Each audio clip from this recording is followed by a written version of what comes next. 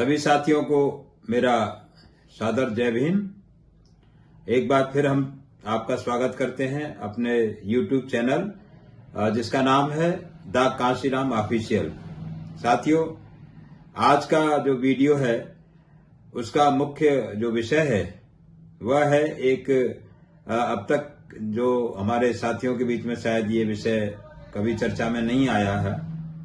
ये ऐसा विषय है जो मानवर कांशीराम साहब की एक विशेष शख्सियत उनके अंदर जो थी उसको बयान करता है ये आज का वीडियो। और ये है मानवर कांशीराम साहब का जापान का दौरा। मानवर कांशीराम साहब 2 दिसंबर 1982 से 8 दिसंबर 1982 तक मानवर कांशीराम साहब ने जापान का दौरा किया था।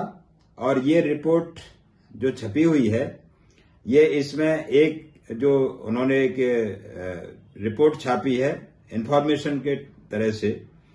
तो एक तो रिपोर्ट छपी है ये नवंबर 1982 का जो ऑपरेस्ट इंडियन का इश्यू है, अंक है, उसमें उससे हम संदर्भ ले रहे हैं। उस रिपोर्ट को आपके सामने रखेंगे।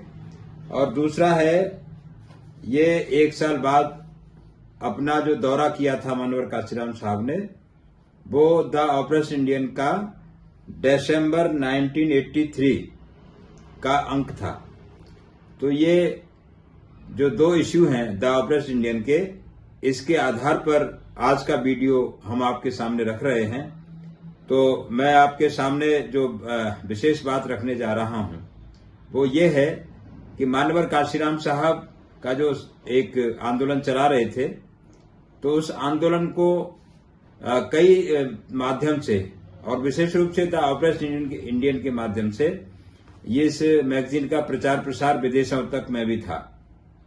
और विदेशी लोग भी, जो विदेशों में कई देश ऐसे हैं जहां पर सामाजिक उत्पीड़न, डिस्क्रिमिनेशन और उनके साथ कई तरह से अन्याय अत्याचार की घटनाएं विदेशों में भी सामने आती हैं।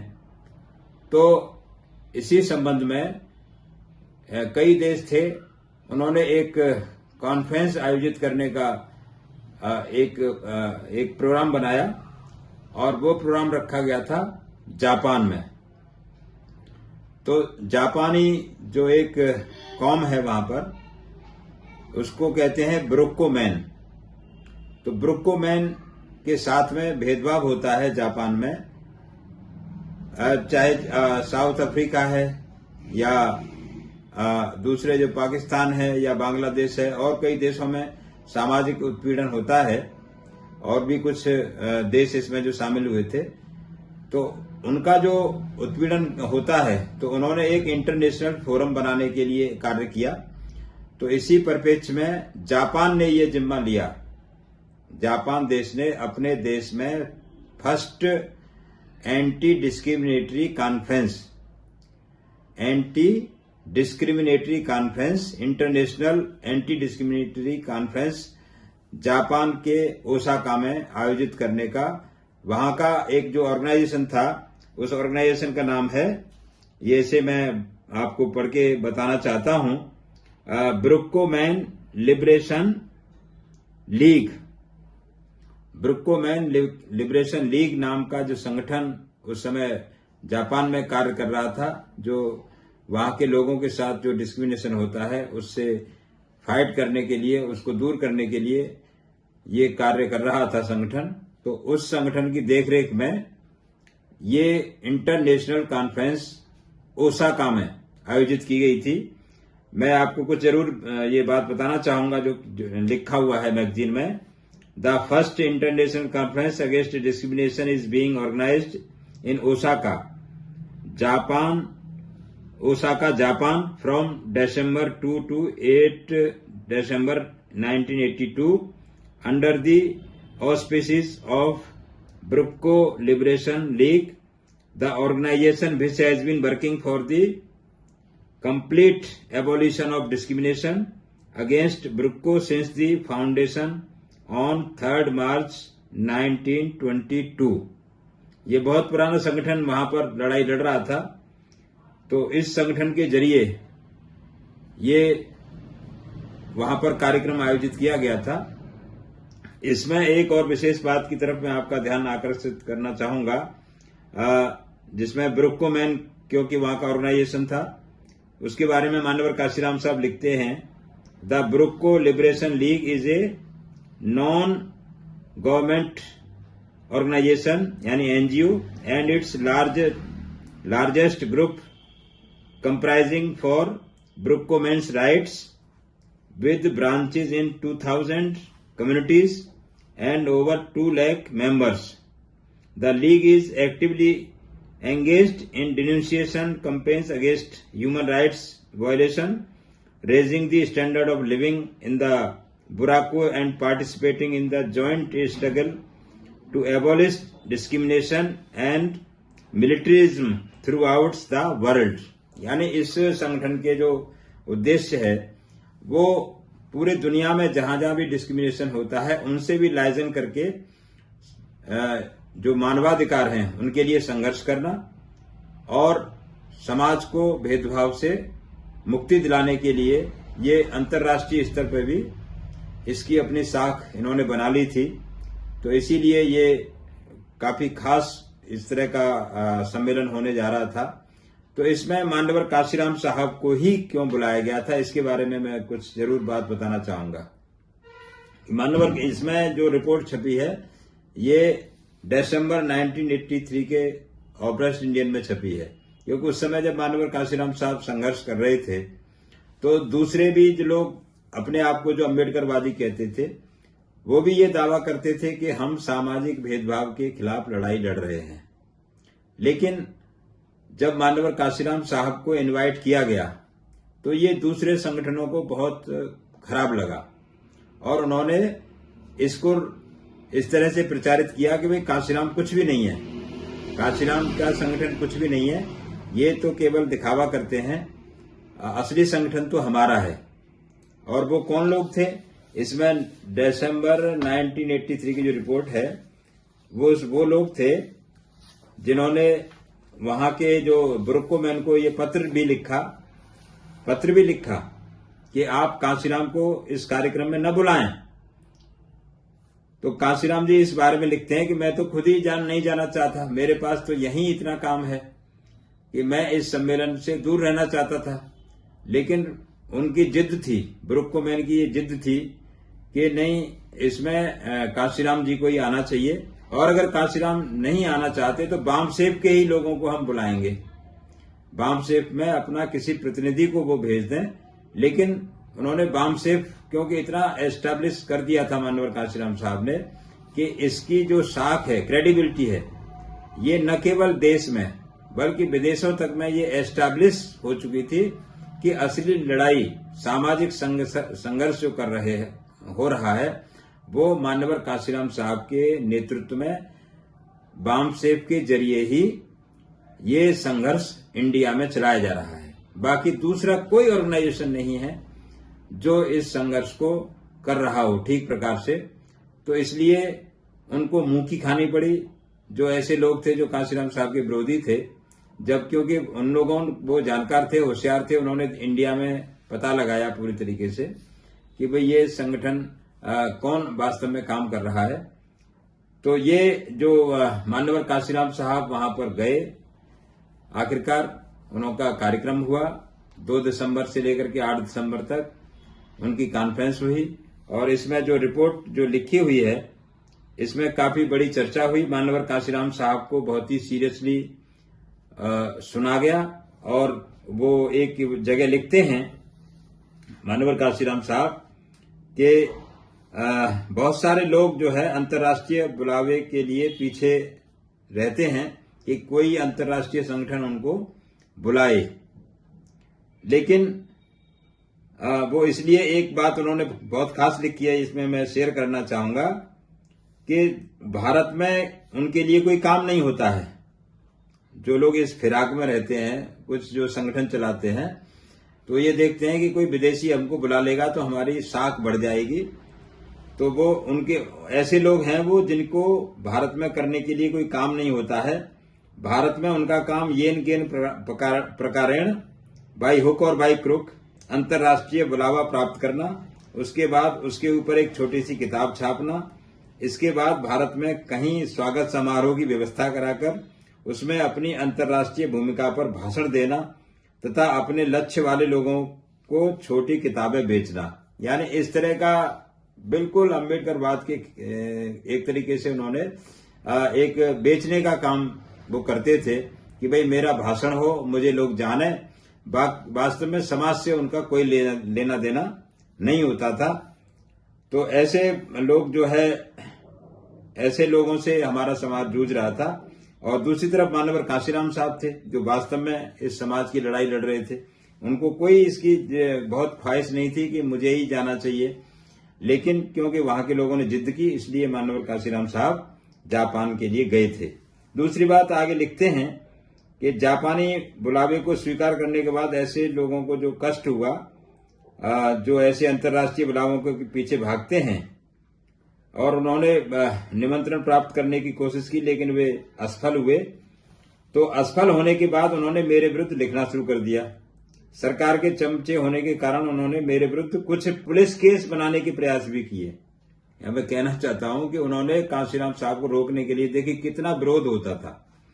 मान्यवर कांशीराम साहब एक तरफ तो वास्तविक रूप से जो आज हम सब लोग जान गए हैं कि बाबा साहब का असली जो कारवां है, जो मिशन है, वो मान्यवर कांशीराम साहब ने ही चलाया। अगर मान्यवर कांशीराम साहब ये संघर्ष नहीं किए होते तो बाबा साहब का जो आज मिशन न केवल देश में, सारे समाज में, करोड़ों लोगों के बीच में और पूरी दुनिया में ये फैल चुका है, ये केवल और केवल मान्यवर कांशीराम साहब की ही देन है। लेकिन उन कांशीराम साहब को उन दिनों में, यानी ड्यूरिंग द 1980s, जब मतलब जो लोग थे उस समय के, जो अपने आप को अम्बेडकरवादी कहते थे, और वो कांशीराम साहब के विरोध करने में कोई कसर नहीं छोड़ते थे। तो जैसा कि इसमें लिखा है कि उन्होंने मेरे विरुद्ध कुछ पुलिस केस बनाने के प्रयास भी किए, बल्कि सरकारी कोशिशों से मुझे ऐसा छोड़ने से रोका जा सके, यानी मुझे देश छोड़ने से रोका जा सके, जिससे, क्योंकि जिसके ऊपर सरकारी कोई पुलिस केस होता है तो उसको देश छोड़ने की अनुमति नहीं होती। तो उन्होंने पुलिस केस लगाने की भी कोशिश की, लेकिन उनके दुर्भाग्य से सभी उनकी सारी कोशिशें नाकामयाब हो गईं, असफल नहीं। मैं सम्मेलन में उपस्थित होने में अपनी असमर्थता का इशारा करके उनकी मदद करने की भी कोशिश की, लेकिन साहब चुटकी लेते कहते हैं कि मैं तो खुद ही नहीं जाना चाह रहा था और मैं चाहता था कि यही लोग जाएं। लेकिन हमारे जापानी आयोजकों द्वारा इस बात पर बल दिया गया कि यदि मैं वहां समय नहीं दे सकूं तो बामसेफ के ही अन्य साथी को भेजा जाए। तो ऐसी ही कोशिश उन्होंने नाम दिया है। देखिए यहां पर मैं विशेष आपका ध्यान आकर्षित करना चाहूंगा, उन्होंने नाम दिए हैं, ऐसी ही कोशिश मिस्टर भगवान दास तथा जालंधर के मिस्टर बालीदास द्वारा की गई, जो इस पत्रिका के अलग शीर्षक खलनायकों के ने बनाया कहानी को मसालेदार, यानी इसी पत्रिका में अप्रेस इंडियन में एक और रिपोर्ट उन्होंने छापी है। यानी वो लोग इतना ज्यादा बेचैन थे कि कांशीराम साहब को जो है जापान जाने से कैसे रोका जाए। और ये वो लोग थे जो अपने आप को बाबा साहब का असली वारिस मानते थे, जिनके नाम मैंने पढ़ के सुनाए आपको, मिस्टर भगवान दास और मिस्टर बालीदास, जो इस मैगजीन में छपे हुए हैं। फिर भी मैंने, आगे लिखते हैं मान्यवर साहब कि फिर भी मैंने अंतर्राष्ट्रीय सम्मेलन में भाग लिया, लेकिन इस सम्मेलन के बारे में लिखने के लिए भारत में अधिक समय नहीं निकाल पाया। ये मैं रिपोर्ट आपको जो पढ़ के सुना रहा हूं, जो मान्यवर कांशीराम साहब के एक साल बाद, यानी दिसंबर 1982 में तो सम्मेलन हुआ था, और ये जो उन्होंने रिपोर्ट छापी है उसका उन्होंने कोई ज्यादा पब्लिसिटी नहीं की, और ये दिसंबर 1983 में जाकर के रिपोर्ट छपी। तो ये लिखते हैं कि मैं ज्यादा कुछ नहीं इसके बारे में समय निकाल पाया, लेकिन जब मैं जापान में था मैंने इस सम्मेलन की सफलता के लिए पूरे सप्ताह अधिक से अधिक सहयोग दिया। मैं भारत लौटते समय पूरी तरह संतुष्ट था कि मैंने इस पहले भेदभाव के विरुद्ध अंतर्राष्ट्रीय सम्मेलन यानी it was the first international anti discriminatory conference की सफलता के लिए पूरी निष्ठा के साथ मैंने कार्य किया। मानवर काशीराम साहब ने वास्तव में मैं इस विषय के साथ विचार के साथ लौटा था कि दूसरा अंतर्राष्ट्रीय सम्मेलन भारत में किया जाएगा, लेकिन हमारा 6 दिसंबर 1983 से शुरू होने वाला सामाजिक कार्रवाई का कार्यक्रम होने के कारण हम इन सर्दियों में इस कार्यक्रम को नहीं कर सकेंगे। अपनी पत्रिका के इस अंक के माध्यम से हम अपने सभी पाठकों से आग्रह करते हैं कि दुनिया में होने वाले भेदभाव के विरुद्ध एकजुटता का प्रदर्शन करें ताकि भविष्य में उनके हितों की सुरक्षा की जा सके। यानी ये आपको मालूम है हमारे साथियों को कि मानवर काशीराम साहब ने एक सोशल एक्शन शुरू किया था 6 दिसंबर 1983 से, और जो 15 मार्च 1984 तक चला था पूरे देश में। इसके बारे में हमारे पास अलग वीडियो हमारे बनाने का है। जो एक बड़ा सोशल एक्शन था वो 6 दिसंबर 1983 से शुरू हुआ था। तो उन्होंने लिए लिखते हैं कि इस वजह से हम अपने भारत में 1983 में जो second international anti discriminatory conference होनी थी भारत में, तो वो क्योंकि हमारा कार्यक्रम दूसरा बन गया था इसलिए वो कॉन्फ्रेंस भारत में आयोजित नहीं हो सकी। लेकिन वो कहते हैं कि हमको इंटरनेशनल लेवल पर भी म्यूचुअल कोऑपरेशन के साथ जहां जहां पर भी ह्यूमन राइट्स का वायलेशन होता है उसमें एक दूसरे का सहयोग अवश्य करना चाहिए, क्योंकि ये जो पूरी दुनिया में, तो मानवर काशीराम साहब का एक तरीके से कह सकते हैं कि वो पूरे दुनिया के जहां जहां भी लोगों का शोषण होता है, भेदभाव होता है, वो पूरी दुनिया के लोगों की मदद के लिए अपने आप को पेश करना चाहते थे कि जो भी लोग इस तरह की व्यवस्था से पीड़ित हैं वो आपस में सहयोग करके और शोषणकारी व्यवस्था से वो छुटकारा पाएं। तो इस तरीके से ये कार्यक्रम हुआ था। यहाँ पर मैं एक बहुत महत्वपूर्ण आपको बात शेयर करना चाहता हूं कि मानवर काशीराम साहब जब जापान से लौट के आए थे तो उसके 7-8 दिन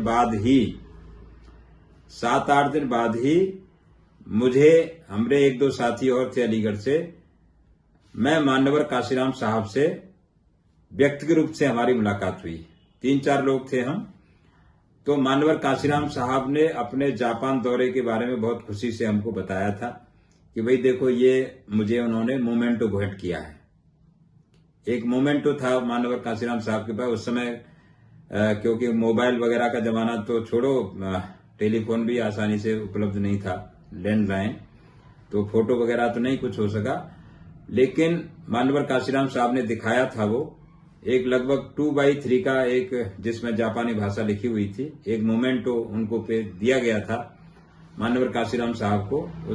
तो वो ऑफिस में रखा हुआ था, और ये ऑफिस की मैं जो बात कर रहा हूं ये था जिसका एड्रेस हमारे बहुत सारे लोगों को मालूम होगा, बहुत सारे साथियों को जो पुराने साथी हैं जानते होंगे, जिसका एड्रेस होता था 5323 हरध्यान सिंह रोड, रैगरपुरा, नई दिल्ली। वो मानवर काशीराम साहब का वामसेफ का ऑफिस हुआ करता था। ये था बिल्कुल फर्स्ट फ्लोर पर, नीचे दुकानें थी। उसके बारे में अलग से बात करेंगे कि वो बहुत ही एक, उन पर सोते थे, बक्सों पर सोते थे, किस तरीके से उनकी जिंदगी चलती थी। बहुत छोटा सा ऑफिस था।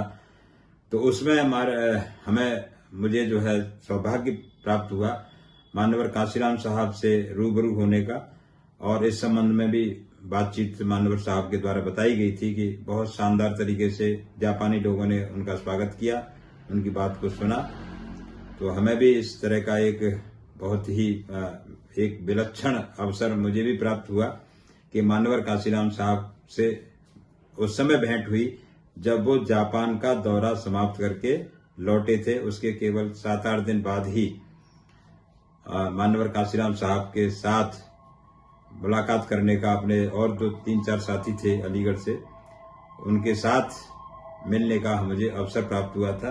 तो ये रिपोर्ट थी बहुत ही महत्वपूर्ण कि जो मिशन और मूवमेंट है जिसमें मानवर काशीराम साहब का जो विजन था, तो वो not only for India Indian communities, Indian peoples, but it was also related for the international level discrimination. Wherever discrimination is happened in any country, Manyavar Kanshiram साहब was ready to help them. तो ये important आपके सामने ये video आज हमने रखा है, और ये मुझे ये कहते हुए बहुत प्रसन्नता हो रही है कि ये वीडियो हमारे साथियों के लिए बहुत लाभदायक सिद्ध होगा, क्योंकि मानवर काशीराम साहब की ये जो जापान यात्रा है, इसकी चर्चा मुझे लगता है ज्यादा कुछ लोग हो सकता है जानते हों, लेकिन इसकी चर्चा नहीं कहीं होती है। तो मानवर काशीराम साहब ने जो एक अंतर्राष्ट्रीय ख्याति प्राप्त की थी, अंतर्राष्ट्रीय स्तर पर उनका जो एक सम्मान था, वो भी हमारे सभी मिशनरी आज के जो साथी हैं उनको जानना जरूरी है। तो मैंने ये वीडियो आपके सामने पेश किया, और इस वीडियो को हम यहीं समाप्त करते हैं। और एक बात पुनः निवेदन कि ये जो चैनल है ये बिल्कुल प्रामाणिक दस्तावेजों पर आधारित हम बनाते हैं, तो इसके लिए आप लोगों को इसको ज्यादा से ज्यादा इसको शेयर करें, और हमारे अगर चैनल को आपने अभी तक सब्सक्राइब नहीं किया है तो कृपया इस चैनल को सब्सक्राइब अवश्य करें, जिससे कि हमारे वीडियो जो बहुत ही ऑथेंटिक हैं और जो बहुत जरूरी हैं, इतिहास को बनाने वाले हैं, इन सब वीडियोस को आप लोग अपने समय से आपके पास पहुंचते रहें। बहुत बहुत धन्यवाद। जय भीम, जय भारत।